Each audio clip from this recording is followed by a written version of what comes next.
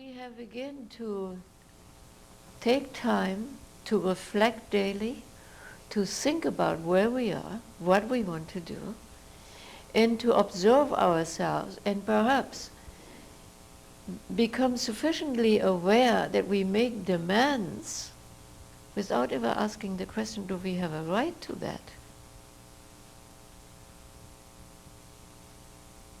We take so many things for granted. We should be rewarded almost for being friendly instead of bad-tempered. This is an oversimplification, of course, but it shows you how shallow most of the time we are. So, in shallowness is not what gets you to your spiritual goal. It is the depths of your thinking, the going into not only your heart, but past your heart, right into the gut level, and be ruthlessly honest with yourself. And if you can do that, then you will reach something, and something is going to happen. But if you see yourself always through rosy-colored glasses, and you're somehow lukewarm, well, if it suits me, fine, and I might do this. But I'm not sure yet.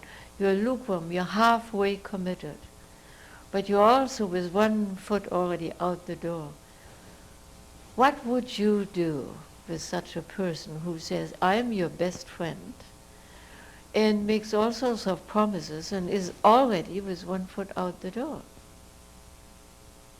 You see, you can understand that quite easily by putting yourself in the position. How would you look at such a person? What place in your life would you give that individual?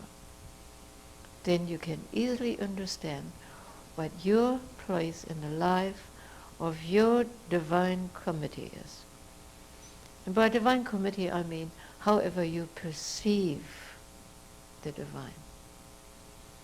In the image of Krishna, Radha,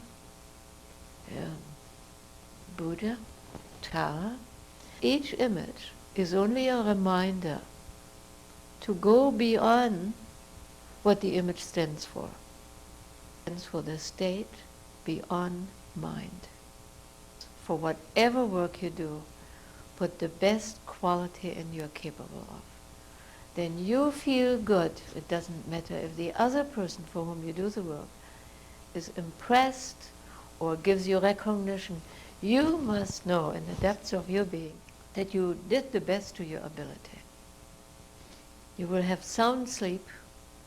You will have a wonderful sense of harmony and inner happiness and a stillness. And when you know on the inside you did the right thing, you see, then it doesn't matter what anybody else says. Now, who is your boss? Your own divine committee.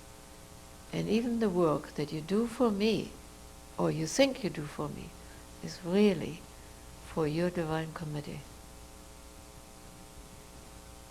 It's not for me. And you may often have wondered, those of you who have been in the ashram, lived there or came and visited, that I never say thank you.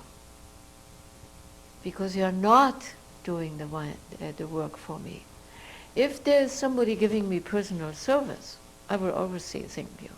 Somebody gives me a cup of coffee, or makes some breakfast, or helps me with things that I can do. Personally, I will always say thank you. But for the work in the Lord's vineyard, we are all equal. We are all workers. Some a little longer, some are more skillful than others. But that reward is only going to come from there, not from somewhere else. So that is something that you have to keep in consideration. Your reward for your selfless service has to come from a higher source than whatever else I can do for you.